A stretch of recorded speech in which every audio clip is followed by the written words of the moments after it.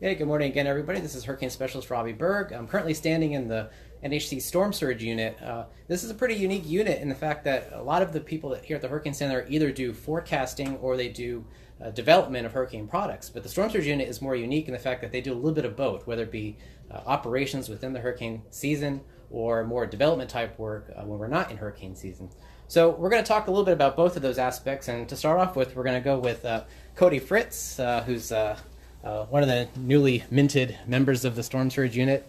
And what he's going to do is talk about some of the development that goes on outside of the hurricane season in producing what we call MOMs and MEOWs. So those are two types of hurricane products related to storm surge. So Cody, what are we looking at here on the map?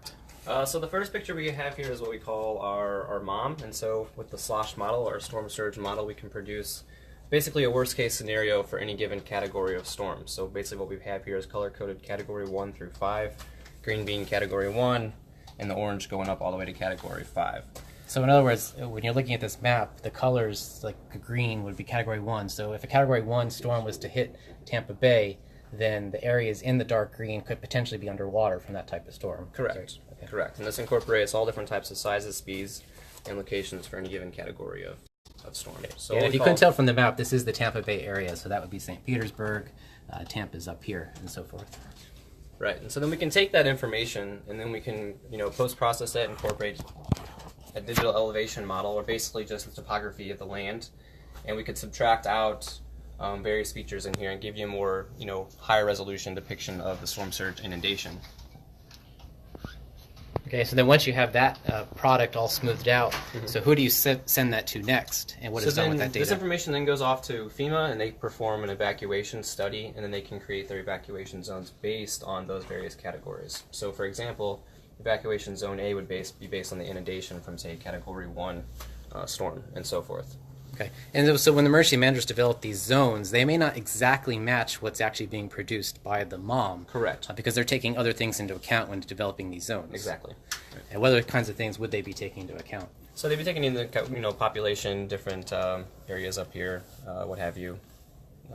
Yeah, and for example, in the Tampa Bay area, obviously to get people off of St. Petersburg, you have bridges and other types of routes to get people off. So they have to take areas into account that are going to get people out safely and efficiently when a storm is actually potentially making landfall. Yeah, that's a good point. So just because there's not inundations in a given area, if one area is closed off because water is inundating it, they have to take that into account as well.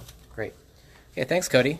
So next what we're going to do is we're going to take a walk down the hallways of the Hurricane Center and follow Jamie Rome, who's the Storm Surge team lead.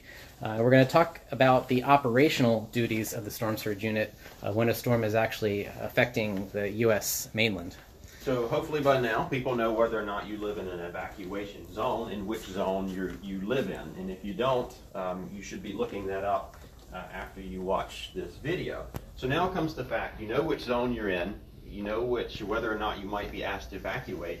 How do we make a forecast and help emergency managers make that critical decision of whether to evacuate, for the example you just saw, the Tampa Bay region?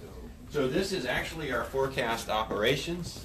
You can see people here are hard at work. This is Taylor, this is Pablo. They're actually doing development, getting us ready for the next storm. This is the system that we use to make the forecast, decide whether or not that we need a warning for a given area, and then disseminate that warning to emergency managers in the public if that's what it comes to. So the way it works, you just saw the Tampa example. We would make a forecast in that case about how far inland the water could go and whether or not the water would infiltrate those zones that you saw. So say, for example, we were predicting water to go into zone A. Emergency managers might call an evacuation of zone A. And if you were in zone A, you would then need to leave. If you were not in zone A, let's say you were in zone B, C, D, or E, or not in any zone at all, you wouldn't leave because you wouldn't be at threat of water.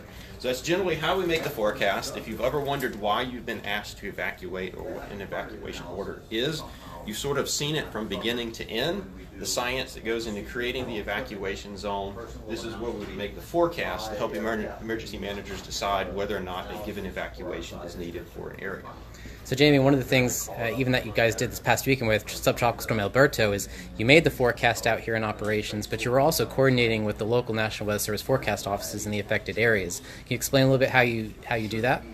Yeah, I mean, you can see that Pablo actually works for the local National Weather Service office here in Miami. So we work in such close coordination that he's here to make sure that our technology matches up their technology, and that when we look at data, we're both you're looking at the exact same data.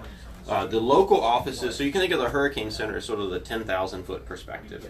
The local offices help us distill it down to the very granular level that is required to make a very accurate forecast. So, for example, the Hurricane Center might say the worst surge is going to be in Florida, and more specifically the west coast of Florida. And then the local office would say, okay, within the Tampa Bay area, these are going to be the communities that get flooded. So they sort of walk it down from that 10,000 foot level down to the community level. Great. So thank you, Jamie, for giving us the run-through on the operations of storm surge. Thank you, Cody, for giving us the insight into the development. That's it from the Hurricane Center for Storm Surge. Up next at 10 a.m., we'll be talking to the Hurricane Specialist Unit to see what goes on in that unit. So thanks again, guys.